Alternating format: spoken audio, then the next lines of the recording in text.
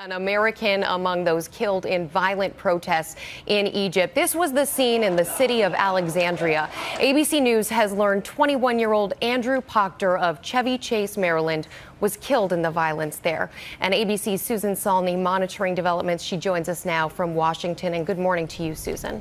Good morning, Rebecca. Tragic news overnight for a Maryland family grieving now over the loss of a son.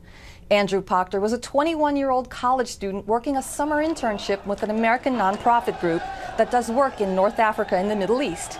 He was teaching English and working on his own Arabic language skills when chaos erupted. The State Department has confirmed that Andrew was killed Friday in the port city of Alexandria, where deadly clashes erupted between opponents and supporters of the Egyptian president, Mohamed Morsi. Andrew Proctor was among 3 killed and hundreds were injured in the dueling rallies. As calls for Mr. Morsi to step down have intensified, the State Department is now advising Americans to postpone traveling to Egypt. Andrew was from Chevy Chase, Maryland, and in the class of 2015 at Kenyon College.